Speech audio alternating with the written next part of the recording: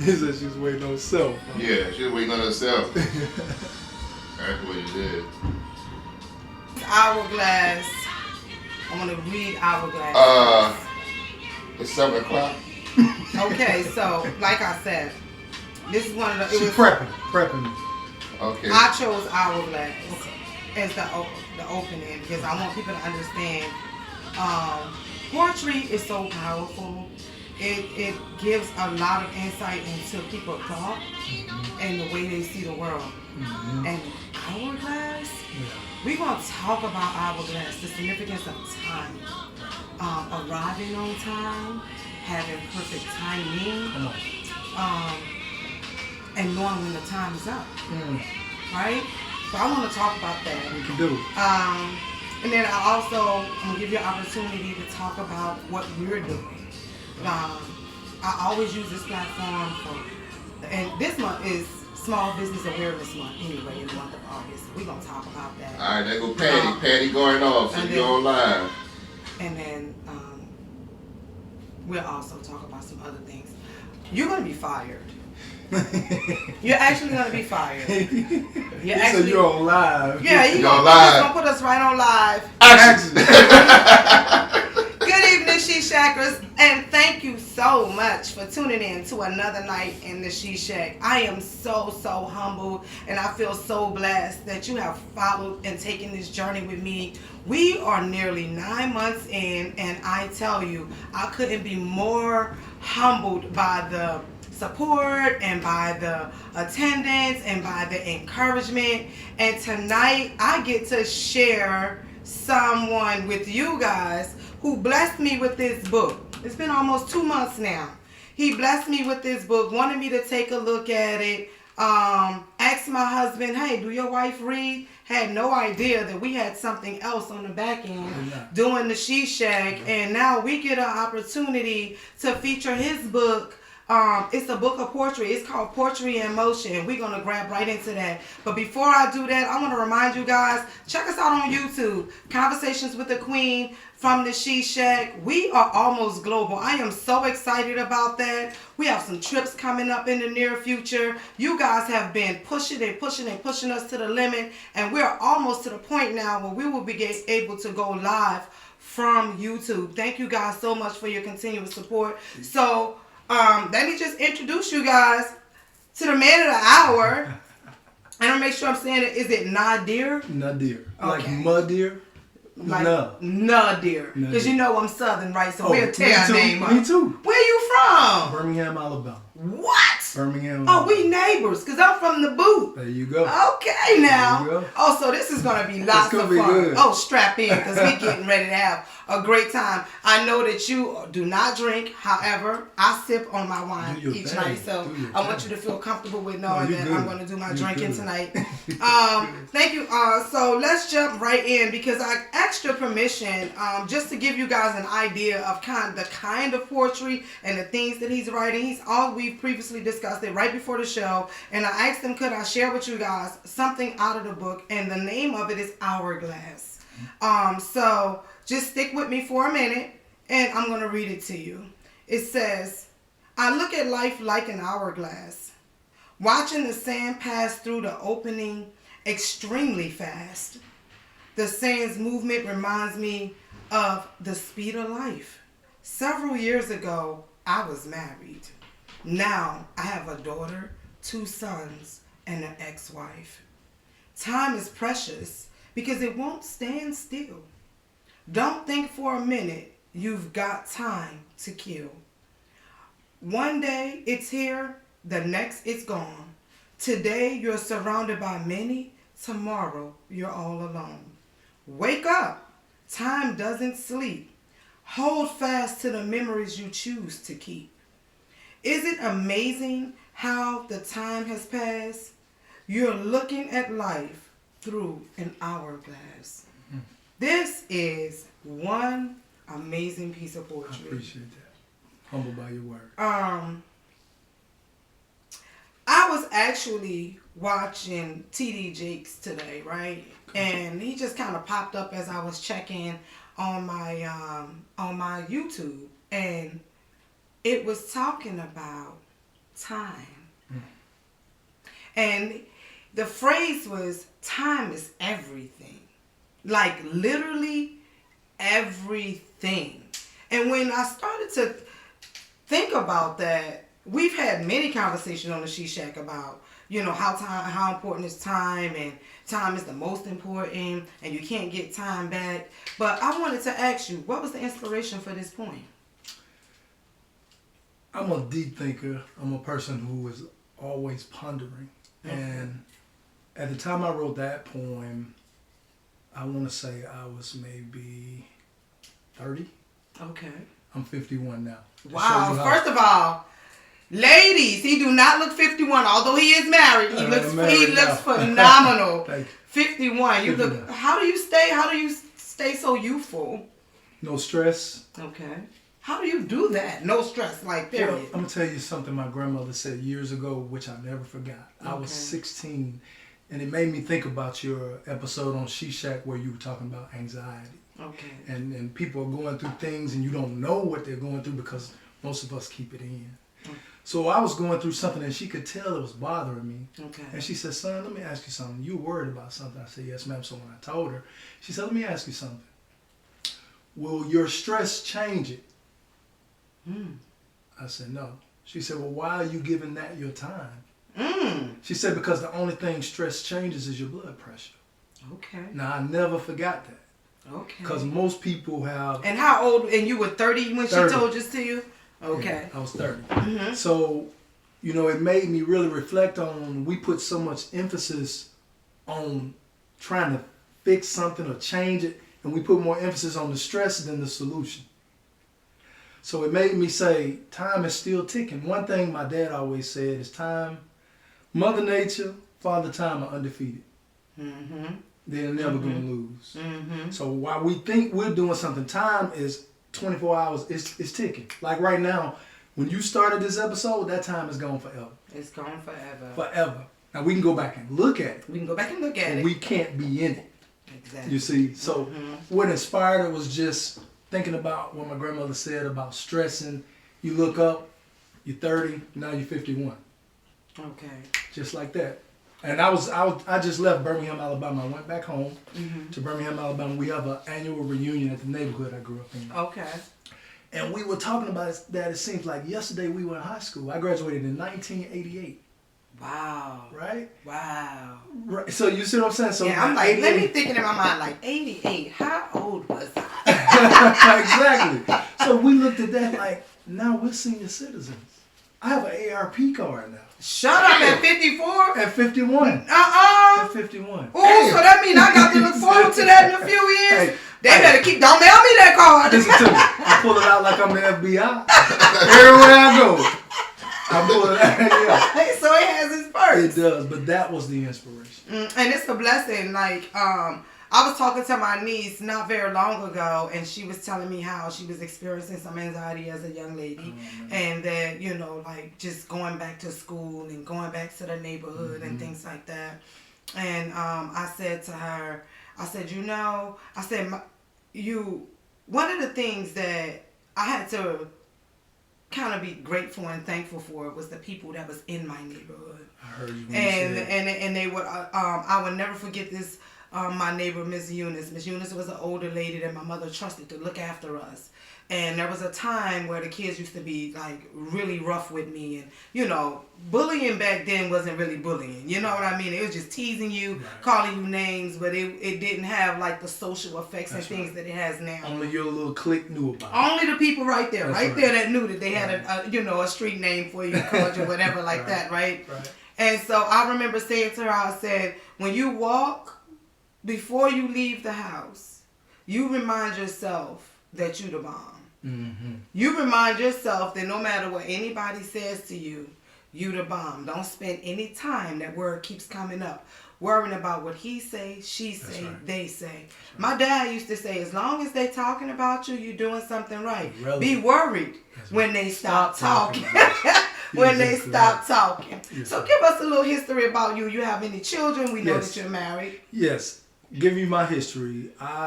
My name at birth was not Nadir Rasheed. I changed my name, legally changed my first middle and last name when I was 23. Why did you choose to do that? I became a Muslim, Okay. and it's not something you have to do. My name was Eric Ortez Ward. Okay. I have a brother, Cedric Montanez Ward, another brother, Chadrick Cortez Ward. So my dad was like, what's up with all these Mexican middle names? You know what I'm saying?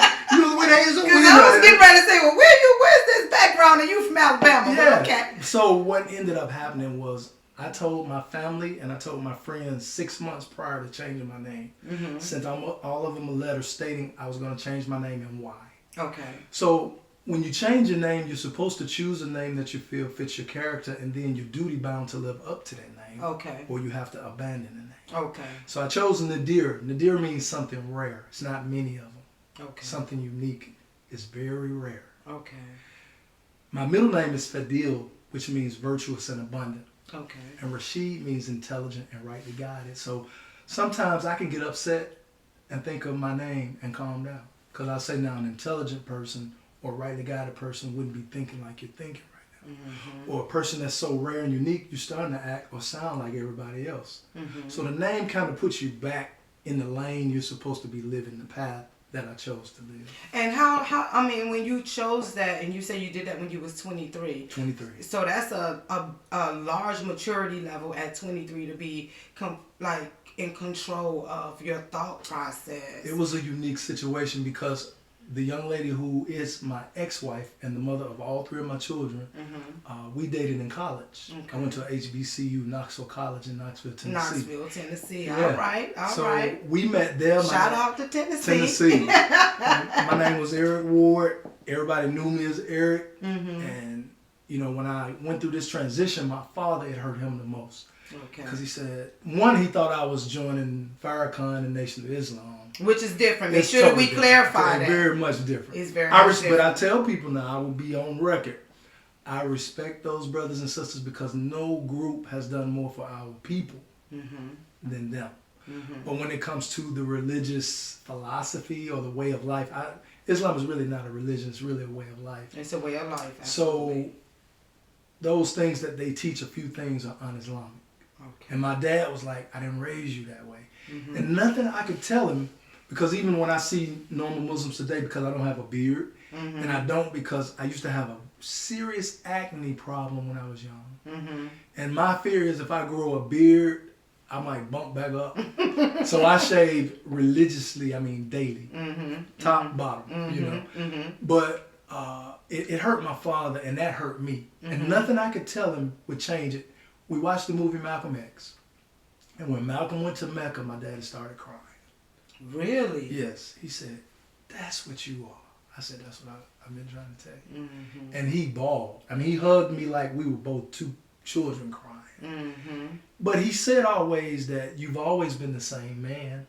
You know, I just told him I felt like a new human being. And I wanted to be a whole new person. I chose this name, not my mother. Not the slave masters, not it. I chose the first, middle, and last name. And I'll be honest with you, sis, I am disappointed in myself to an extent because I found out my original African name when my children were very young. But I didn't change it to that because I had a concern that they would be ridiculed because of what it sounded like. It's a West African. They say. Now, what was that name? Kukulu. So it kind of sound, and my thinking was they would be calling, here come the cuckoo kids, or here come the cuckoo. So I said I wouldn't put my children through it.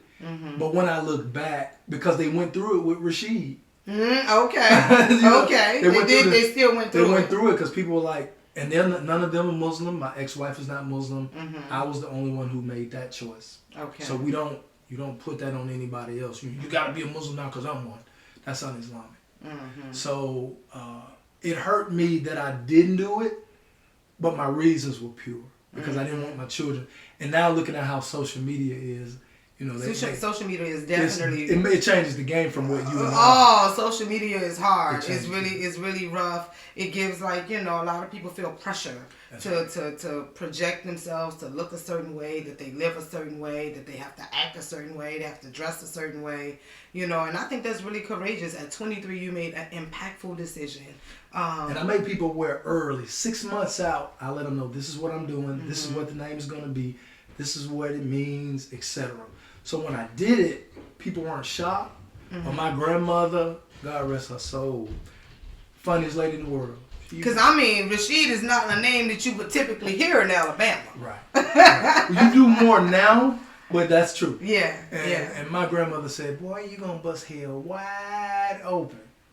Really? Yeah, because when I became, you got to realize, I was raised in the church. I was baptized at 9. I read the Bible 3 times before I turned 14. Okay. So you was very anchored into into your belief in your religion. That's what took me. I studied with the Buddhists. I studied with the Jehovah's Witnesses. I studied with the Catholics. I studied with the Seventh-day Adventists. I studied with every group. You name a group, I studied with them. Okay. And so this was definitely an informed decision. It's very. Because my first introduction to Islam was the Nation. Okay. And I took my girlfriend at that time, and now ex-wife, mother of all 3 of my children, I said, I want you to go with me because I want you to see what I'm about to be about. Sister, we stayed in there 30 minutes, we had to get out. I mean, it was just too, it was too, my head started hurting. I said, man, if this is Islam, I don't want to be a part. I won't be a Muslim.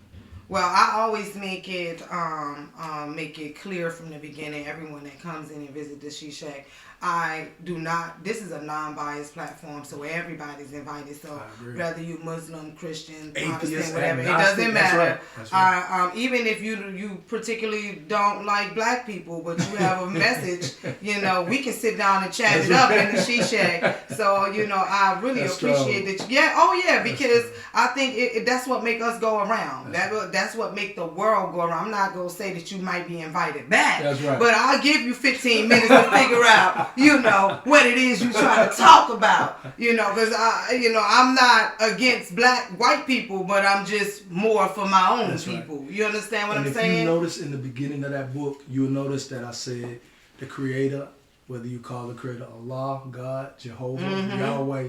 So I put them all in. You did. Because and you gave proper recognition. You have to. Because absolutely. I've heard people say, well, you go worship your Allah. And I'm saying, no, Allah is Jehovah.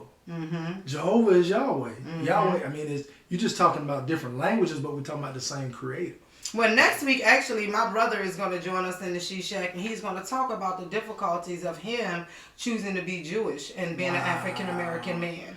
And he says that, yeah, so he says he's experienced a lot of challenges and discrimination simply because he's an African American man and he's Jewish. So how many of those, It's a lot of them because the original Jews are the Falashas who were black. Right. Ethiopia. In our day, to educate yourself to understand why he made that choice. So he's going to come in and join us next week. It's going to be amazing. I'm going to be tuned in. Oh, man, it's going to be amazing. He has a platform where he designs custom designed shirts and banners and stuff like that. So we'll have an opportunity to sit down and talk with him. So let's talk a little bit about marriage. You said you were married and then you were divorced and now you remarried. Yes, I was married. I got married at the age of 23. Yes, we married young. You was ready to be married at 23. Yes, because I dated her in college. She was the only one I was with. Even when I was in the fraternity thing, I wasn't that guy. Okay. Guys would be like, man, he's in love. He's with her. So, people trying to pass me phone numbers. I said, man, come on, man. I'm not that guy.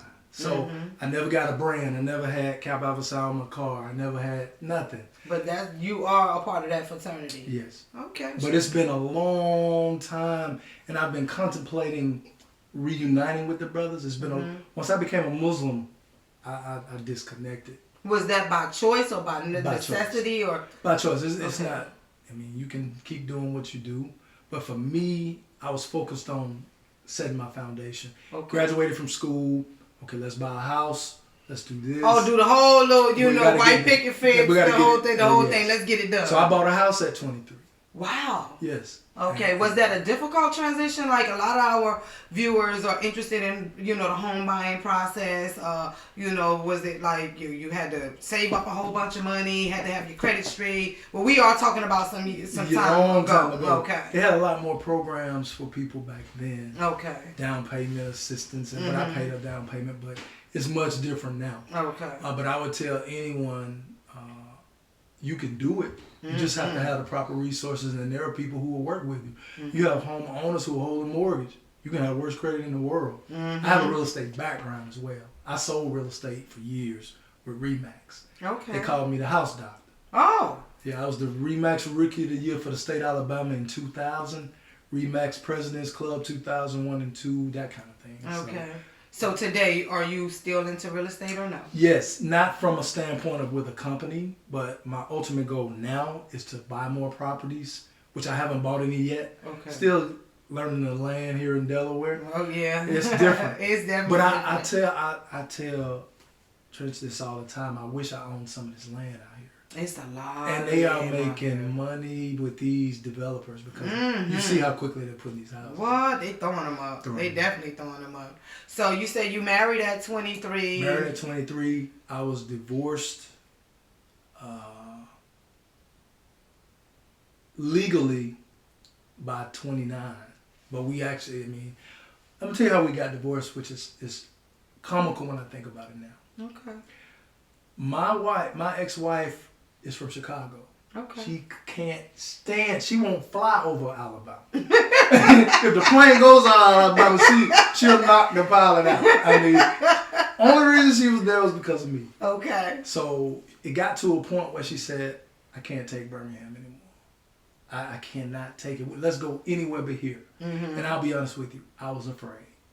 You was afraid? I was afraid too, because I had just gotten a job.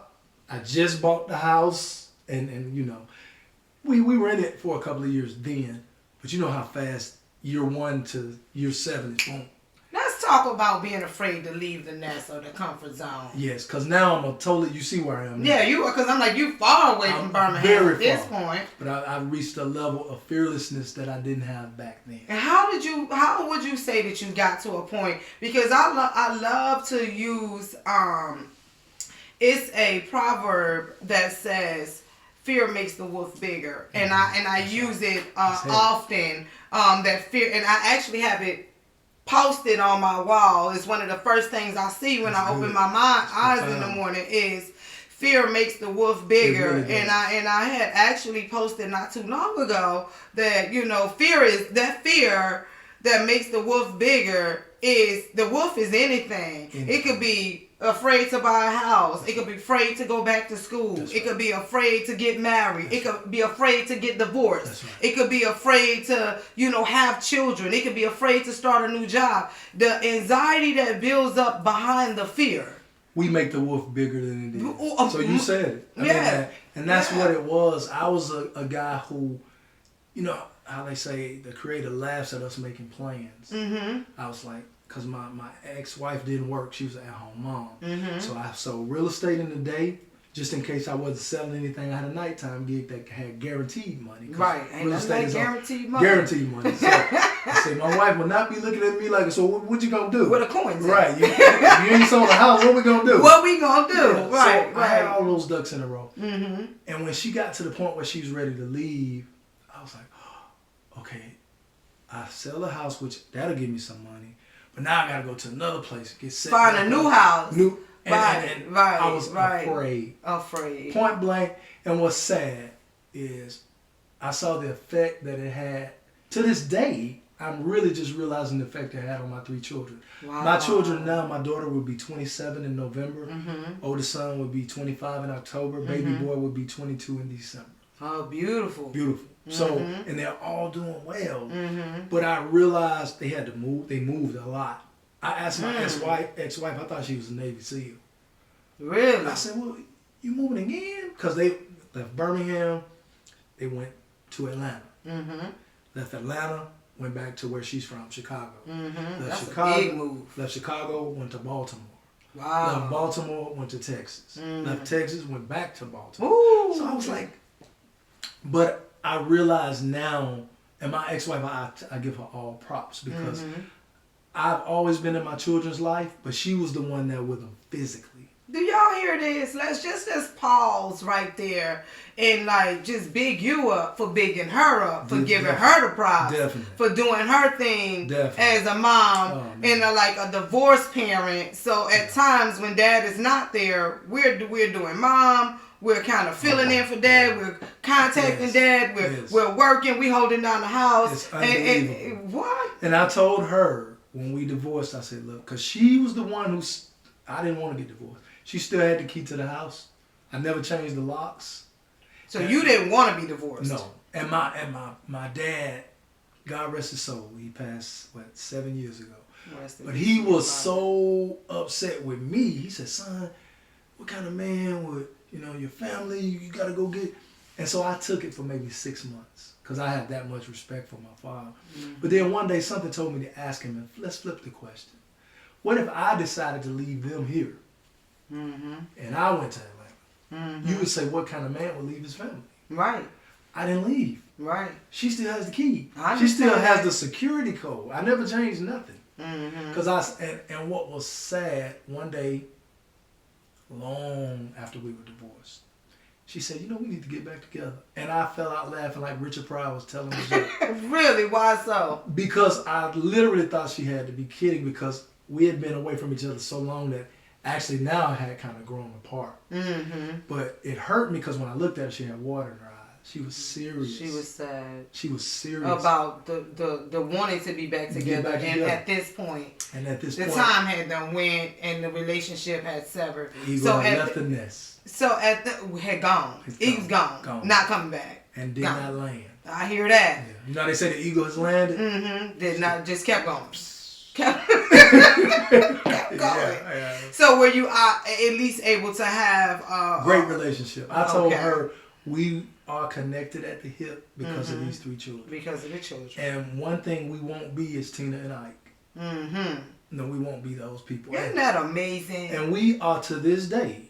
I tell people all the time, I have the utmost respect for her because... That's awesome, man. Yeah, utmost. That's awesome. Yeah. That's absolutely... I mean, that alone is an extraordinary example of a man. Mm-hmm. Being able to co-parent and acknowledge the strength and the value of the other parent, It's a painful thing because I called him every day, but I couldn't hug him.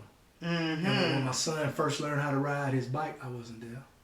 When he needed to learn how to tie a tie, I wasn't there. Mm-hmm. So those are the things I tell. And now we talk about go back to time. Mm-hmm. Time. Look, I was just getting ready to say this word time. It's serious. It's serious business. It shows up everywhere. And my son, who is the second oldest, he and his wife live in Newport News, Virginia. So that's about not too 4.5. far. Yeah, I'm about to say that's not too far. I just went to his house. That's beautiful. And one thing he always says, because I always apologize to him, I said, son, we missed a lot of time. He said, Dad, we're going to make it up now. This journey that I'm on now, I always say God is amazing because this journey actually took place when I contracted COVID, right? I contracted COVID and I wasn't deathly ill, but I was ill enough for God to get my attention. And that was like, I realized how much time I had taken for granted. Not like I didn't look at it as I lost the time. I actually took the time for granted. The time was there, but I didn't use it wisely. And some of those things is like opportunities that I didn't grasp onto when they was there in front of me because I wasn't paying attention to time. That's right. And when I was listening to the preacher preach today, and he says, poor people don't pay attention to time. I can identify. Wealthy people take advantage of their time. Big time. Big time. And that one statement was like, am I thinking like I'm poor and desiring to be wealthy? Or how do I make that transition? But it's so amazing to me that when we actually start getting into these different aspects of our lives and becoming more mature and starting to pay more attention to detail and pay attention to the small things that we took advantage of. Because I've always been a big person of small things. I'm the person that pay attention to the bow that's on the big bouquet of flowers. Gotcha. You know, that kind of thing. And so I say that to say this.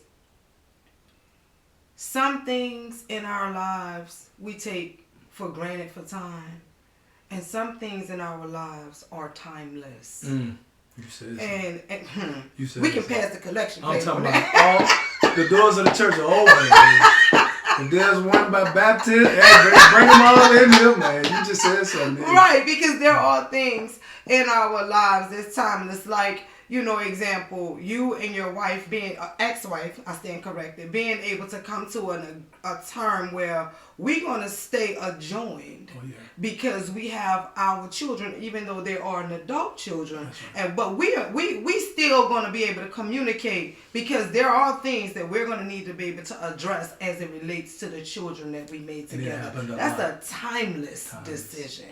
And I tell people at 51, my vision is so much clearer. I have a saying that you have to get comfortable being uncomfortable. I think that once you reach that level of being comfortable being uncomfortable, then stress, time, none of that. Wow. It doesn't bother you at all. And I heard, like, I actually, when you say that, it actually brought me back because I had a couple girlfriends on and we was talking about ovarian cancer and we were talking about growth and having second chances. And she actually had a celebration that she called the second chance at life, right? And I asked her, how did you get to this point? And she said, I had to be comfortable, being uncomfortable for a while. That's right. And it's like being uncomfortable, it's almost like I have to get refined in order to be that version of what God decides he's going to be for me. Because I know for me, I thought I was in control. Like I had, listen, you can tell me, you can tell me now. But I found that I'm much more comfortable in a space now where I no longer have a desire to be in control. And I understand the concept of God and divine divinity and divine intervention and God's intention and preordination and how our paths, no matter what I do, it's still going to be the way he has already ordained it to be. That's true. You know what I mean? You're just on the journey. What? You're just on the journey. But I'm finding so much joy in this journey. This journey is so joyful. I'm talking like I'm peaceful. But you know why you're enjoying it? Because you have reached a different plateau. You reached a different level. It's kind of like a person who flies in a plane. When you look at the earth from there, you have a much greater appreciation than when you walk around. What? Right. Yeah. So now, because you are higher, your elevation mentally, emotionally, everything. And I'm thankful when the plane is coming down to get ready to land. Yeah, it's like, it does it the proper way. What? Yeah. Absolutely. We don't want it to smash into the ground. So give us some information about what you're doing now. I know that you have some entrepreneurship things going on. Yes. And I would like for you to share that with our viewers. Sure. What you got going on? Sure. What I do, two things. Well, three things. Real estate is my passion. Is something that my ultimate goal is to buy within the next 5 to 10 years, at least 15 to 20 properties. I know that's right. Yeah. Some I'll flip. Now, what's the goal? Is it to rent these properties? Or some to flip and some to rent, but every one that I rent will be rent with the option to buy. I don't believe a person should always not pay. That fake option to buy now, because you know they got some. They got some. Okay, they got some out there. My son got bamboozled with one of those properties. Yeah, I believe the vision I had. I shared it with a good friend of mine. He was like, "Man, that's brilliant." Okay. Because I said, what I'll do. I know a lot of people celebrate Christmas. So I said, if a person pays January through November on time, December's on me. Oh. So they can use that money for Christmas. Do what they doing. Not have to worry about the house note and hopefully not get into so much debt to start the new year. That's what most of us do. Right. So all the money that they're paying will go toward the purchase of this house. Isn't that beautiful? Yeah. That's amazing. And did you have like a, geography, like area? I'm still trying to learn Delaware. And I always like to have, from my military background, boots on the ground. Okay. I don't want to have a house somewhere I can't, something happen, I can go drive to it. Right. I don't want to be where I got to get on a plane or I got to call Tim and he's not waking up. Mm-hmm. So are you more into real estate investing or yes. More on the investment side. Okay. And I also have my own business, an essential service business called AQUEEN. Okay. AQUEEN, we basically acquire customers for companies like AT&T. Mm-hmm. They don't have Spectrum here, but DirecTV, Vivid Home Security. Stuff like that. Yeah, okay. So people who are thinking about changing or upgrading those services, instead of calling them, they can go to my website and basically do it on there. And every time I get a customer, a hungry child is fed. Really? Every time. In our country. This is in our country. Mm-hmm. But AQUEEN is in 27 countries. Okay. So we're in other places, but I believe charity starts at home because one of the things that really, as my big mama used to say, burns my biscuits. Mine's is grind the gears. Okay. Well, if you ever burn Big Mama biscuits or make her cornbread, a cake fall, she had a problem. Oh, that's a big problem. She said, "Your son, you burning." That's a big problem. Don't burn them biscuits. Don't burn them. You don't burn them biscuits, and you don't stump that flour and make the middle of that cake fall. That's it. So what I don't, my thing is, I see veterans here who are sleeping under bridges. Right. But we'll give other countries money. Right. Absolutely. And we say we're good Samaritans, but you're not feeding the people here. You're not helping the people. It's homeless people here. Right here. So I still, and I mean, I don't want to start banging on my political, pan, but I do not in this country understand how veterans would have to need or want for anything. You've went and put your life on the front line. I mean, I don't get that part. I just don't get that part. Why they have to fight when you know that they have, been injured or they have, been impacted in a mental way? Why they have to go through so many hoops and hurdles to get, resources and find money, to them? I think it's absolutely, it's awful. It is. And I've seen it, firsthand working as a nurse in the city of Philadelphia and contracting back and forth quite often, going to their psych unit, and seeing very young black men sitting there. I'm talking about impacted. Their mental health is impacted. Never the same. I tell people it's not like a light switch you can turn on and say, okay, I'm back in Delaware, I'm good. So, it's like a person who had a very traumatic experience. And all it takes, a person can be watching a movie and see one scene, it can be him propping his feet up. And reminds him of something in the desert or in Vietnam where a guy's feet were propped up and he's back. PTSD is real. It's very real. Yes. Very real. And I'm glad we even said something about that. Yes, and I also am a senior outside sales representative with WM, with Waste Management. Trash company. Okay. So you got your hands quite a few places. You got to have multiple streams. Let's talk about this Poetry in Motion. I heard you was going over up at the high school, sharing some poetry. I went to the library and different places. What I'm on a mission to do now is to highlight the book more. The vision was my dad's. Okay. I tell you, I've been writing since I was 12. Some of those poems in that book, there's a poem in there called "Am I Still Dreaming?" Okay. Can I memorize it? I woke up from a deep sleep. I couldn't even think because my nightmare was too deep. I saw brothers killing brothers and babies cursing out their mothers. I'm glad it was just a dream. I saw brothers dropping out of school, hanging and slinging on the corner thinking it was cool. I wiped tears from their mother's eyes, trying to erase the tragedy of the drive-bys. Man, I'm glad it was only a dream. Starved minds wouldn't eat, didn't want to feed. Graduated from high school, unable to read. Young, jobless brothers drove the fancy cars, only later to dwell in the home of the prison bars. Is this reality? Or am I still dreaming? I was 12. I had a dream of babies literally using profanity to their mothers. And you know, back in our day, get your teeth knocked out. What? Ain't no YouTubing. And none of that. All Ain't our no parents, VHS, all no our parents child would have been in jail. Every last one of them. Because your mom and dad were with me, his mom and dad.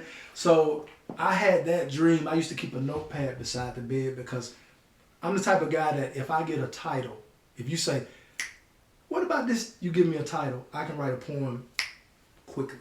I had a young brother with 17. Gifted in that perspective. 17-year-old guy when I was recruiting. Mm-hmm. He said, Mr. Rasheed, I heard you a poet, but I bet you can't write something sound like a rap. I said, hand me a sheet of paper.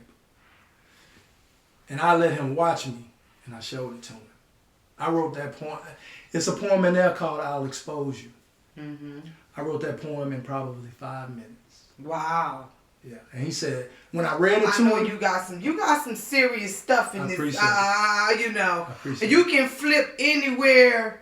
I turn flip right to I'll expose you. Yes. Like you can flip anywhere in here. I remember when Tremaine really gave me this book, and that was the first thing I did read. Am I Still Dreaming? And it caught me. Yeah. And I'm like, wow, because the reality of it is this is what we're living. You know, so I'm like, well, what was the inspiration? What's going on in the neighborhoods? And now I hear you say, it was a literal dream. Wow. At the age of 12, that woke me out of my sleep because in our era, you didn't talk back to mom. You might say it under your breath. You might keep it to yourself, but you never like these children today. You say, hey, go do this. Well, what I gotta do? We never did that. Right. And you're from the South, so you know. Oh, yeah, listen. You know. Kentwood, Louisiana, by way of Old Cycle, Mississippi, back then, before we get into New Orleans. Yes. And it was never no talking back. No, you didn't talk back. You didn't stomp off. You didn't, what they say, tasting yourself. You know, like they smoking and smacking your teeth. We weren't doing none of that. Because that would send you outside to go get you one of them switches, and honey. You had to get your own. You had to go get your own. You had to watch what's about to tell you. And you better not choose no baby what? Listen, I remember one time, I'll share this with my kids often. I remember I had to go get a switch one time. My mom sent me to go get a switch, right? I go get me a Weeping Willow, thinking, because you know, they was the little flimsy ones. Well, honey, little did I know, them the ones that rap. That thing will tell you. What? Never. I remember that behind whipping right to this day. Yes. So a lot of those poems, every poem has a history. My dad, God rest his soul, he was the one I used to share my poems with more than my mom. But my mom would say, yeah, that's good. My dad was always like, you need to make this a book. Because I got to a point where I had 100. Okay. And I would just put them in a book and close them up. He said, son, you need to do a book. And what hurts my heart, time. I procrastinated in getting it done. And I didn't get it done until 3 years after he passed. Wow. Yeah. He never got it done. But I got it done. And I'm going to tell you what's beautiful. My dad was an artist. Now my middle brother, Cedric, this is his art. Okay. It's beautiful. I don't know if you guys can see this or not. I posted this on my page when this book first got into my hand. I put it in my group. And I wanted people to see this. And I just said, hey, I would like for y'all to read this book. How can we get this book? I have my own personal copy. She has her own copy. Yes, it's on Amazon. It's on Amazon. You can type in the name Nadir Rasheed, Poetry in Motion, boom. In the future, should we expect more? Yes. What I want to do right now, though, I always say when the Most High gives you something, you need to really do your thing with it before you move on to something else. So my son that lives in Newport News is mean with the camera and marketing and videography. So we're going on a serious any spoken words I'm about to start getting in some. Okay, that's amazing. Let us know, because you know She-Shack will come live wherever you at. We come in like, hey, we in the building. I appreciate that. I do. I really appreciate that. I think what you are doing is needed because we live in a society where the ridiculous is popular. The stuff that's not talking about nothing, that's not going to help anybody. That's what people... But this type of stuff, like what you're bringing to the table and the topics you've been discussing, because I've looked at some of your episodes, the world needs it, sister. So and I appreciate that. Keep doing it. I remember Oprah Winfrey started out as a newscaster. I appreciate that. Yes. I do. I really do appreciate that. It's so... It's like I really... my goal the She Shack goal is really to spread love. It's gonna be big. You know, to spread love. I want to be able to spread love and give knowledge and empowerment. Yes. And have people to be encouraged. And you're doing it. You know, because we don't see a lot of what we want to hear about. That's right. On TV. Yeah. You don't see a lot of us bringing forth information about us, what's going on with us, how it impacts us anywhere. That's right.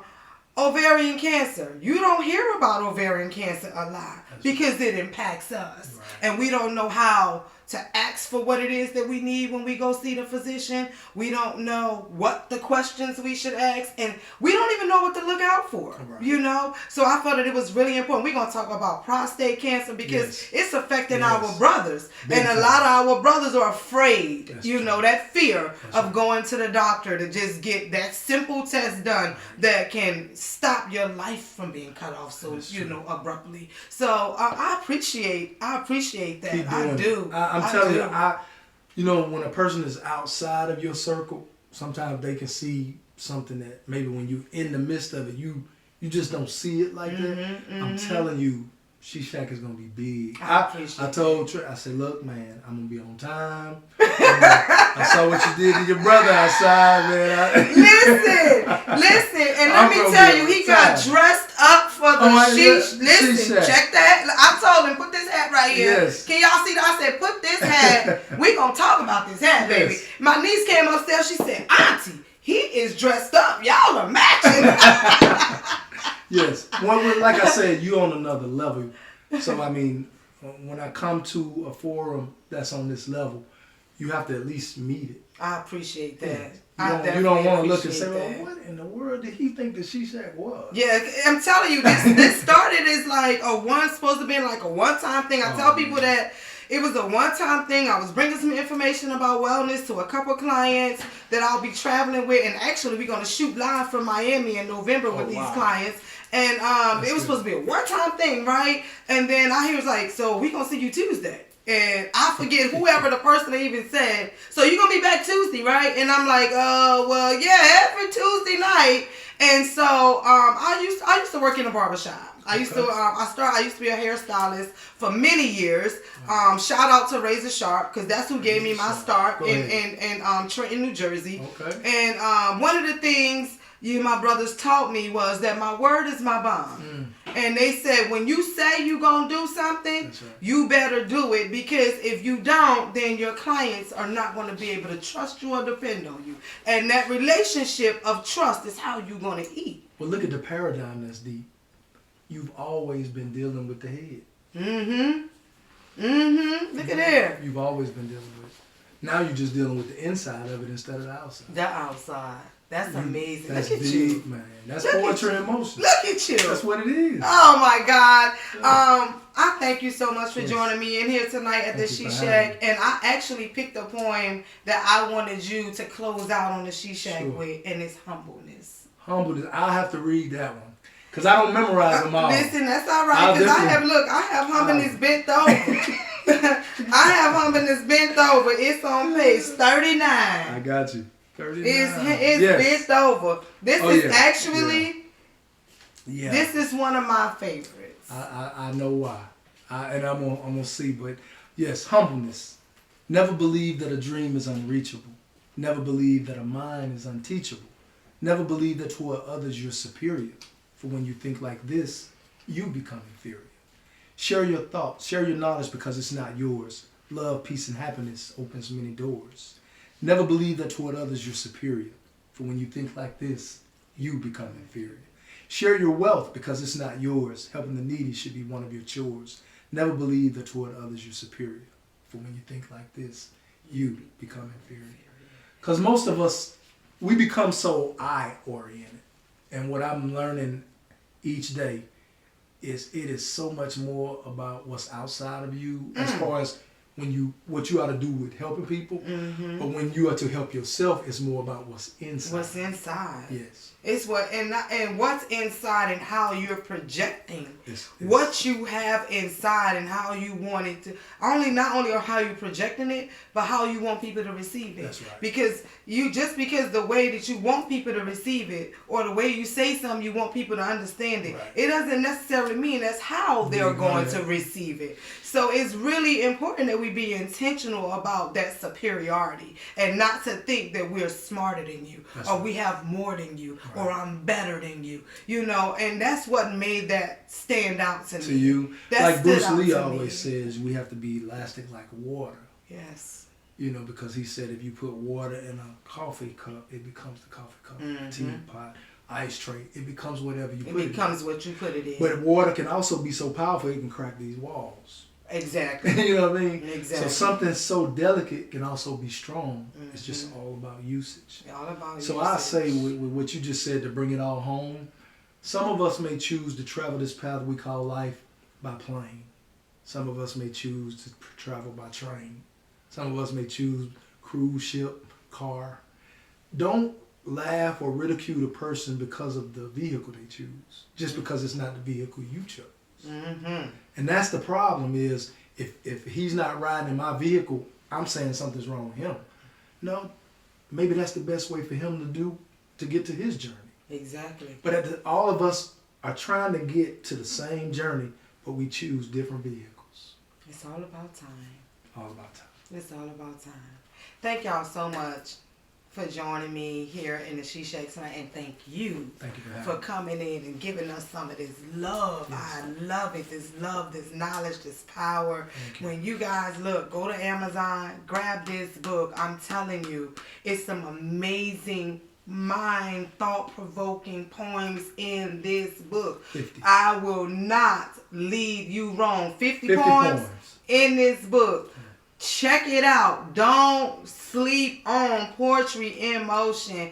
Thank you so much for coming in the She Shack. She Shack. Oh man, and just I've been made. Oh look, I'm getting over here in the corner. Subscribe. Check us out on YouTube. Conversations with a Queen from the She Shack. We are gonna be everywhere pretty soon. Get on, listen. Don't miss the beginning, because the beginning is what's gonna be. What dictate how the end's gonna be. It's gonna be amazing. We going big places. Definitely. And I thank y'all so much for joining us tonight. Thank you for coming in. Check us out. She Shack. Conversations with the Queen from the She Shack. Like it, share it, subscribe it. Love y'all. Peace. She Shack. Man, that's beautiful. Yes. Thank you so much. And look, we really was trying to get this She Shack together. It's beautiful. Wow, we trying to get this She Shack together. You got the Buddhist thing. Listen, we gotta stay in the center. Everything has got to be about peace, love, happiness. Man, I saw it all. When I sat down,